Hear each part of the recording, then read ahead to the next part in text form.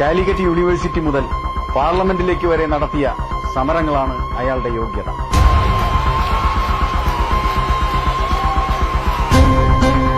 സംഘപരിവാരത്തിനെതിരായ പോരാട്ടങ്ങളിൽ വിദ്യാർത്ഥികളുടെ നായകനായി അയാൾ ഈ രാജ്യത്തുണ്ട്. He's a student and a rebel. He's the captain of our organization.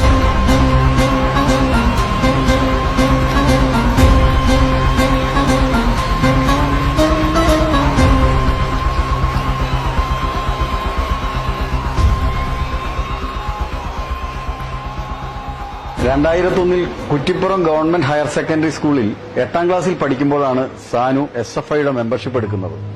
അവിടെ നിന്ന് ഇന്ന് SFIയുടെ അഖിലേന്ത്യാ പ്രസിഡന്റ് വരെ എത്തി നിൽക്കുന്നതാണ് സാനുവിന്റെ രാഷ്ട്രീയ സമര ജീവിതം.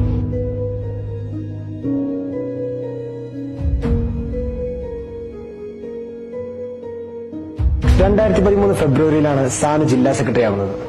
അത് കഴിഞ്ഞ് കാലിക്കറ്റ് യൂണിവേഴ്സിറ്റിയിൽ ഒട്ടേറെ സമരങ്ങൾക്ക് സാനു നേതൃത്വം നൽകുകയും ചെയ്തു.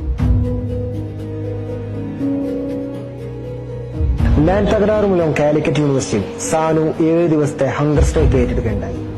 ഏകദേശം അതേ സമയത്താണ് വിദ്യാർത്ഥികളുടെ പ്രശ്നം ഉന്നയിച്ചുകൊണ്ട് 146 ദിവസത്തെ സമരം കാലിക്കറ്റ് യൂണിവേഴ്സിറ്റിയിൽ SFI നടത്തുന്നത്.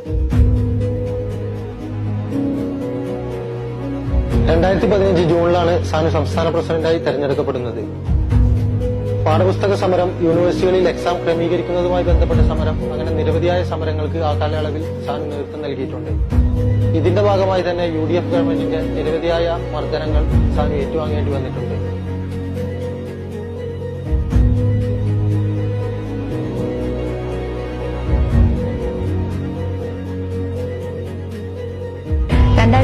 ജനുവരിയിലാണ് സാനു ദേശീയ പ്രസിഡന്റ് ആവുന്നത്. അതിനുശേഷം ഇന്ത്യയിൽ അങ്ങോളം ഇങ്ങോളം നിരവധി സമരങ്ങളാണ് സാനു സംഘടിപ്പിച്ചിട്ടുള്ളത്.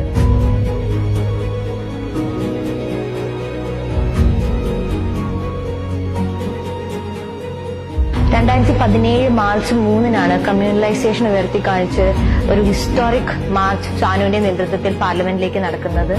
പിന്നെ ആ കൊല്ലം തന്നെ 6 മാസത്തോളം നീണ്ടുന്ന ഒരു സമരത്തിനാണ് തെലങ്കാനയിൽ സാനു നേതൃത്വം നൽകിയത്.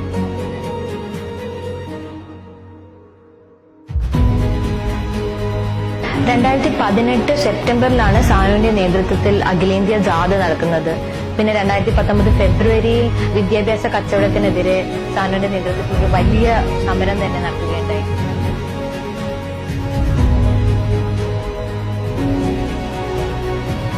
സ്റ്റാൻഡപ്പ് JNU മുതൽ JNUവിൽ നടന്ന നിരവധി സമരങ്ങളും കിസാൻ മുക്തി മാർച്ച് പോലെ അത്തരം മാർച്ചുകളിൽ SFIന്റെ പങ്കാളിത്തവും എല്ലാം സാനുവിന്റെ ഫാസിസ്റ്റ് വിരുദ്ധ പോരാട്ടങ്ങളുടെ സാക്ഷ്യപത്രങ്ങളാണ്.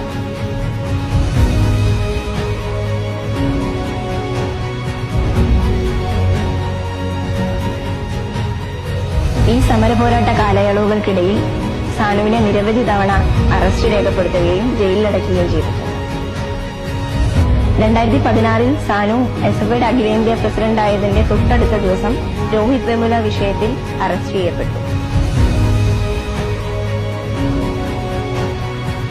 JNU വിദ്യാർത്ഥിയായ നജീബ് അഹമ്മദിന്റെ ആസൂത്രിതമായ തിരോധാനത്തിൽ നടന്ന പ്രതിഷേധത്തിൽ സാനുവിനെ 2 തവണ സംഘപരിവാർ ഭരണകൂടം അറസ്റ്റ് ചെയ്തു.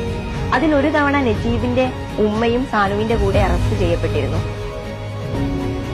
യൂണിവേഴ്സിറ്റി നിയമനത്തിലെ അഴിമതിയും മറ്റു പല വിഷയങ്ങളുമായി ബന്ധപ്പെട്ട് 2011, 2014, 2015 സാനുവിന് ജയിൽവാസം അനുഭവിക്കേണ്ടി വന്നിട്ടുണ്ട്.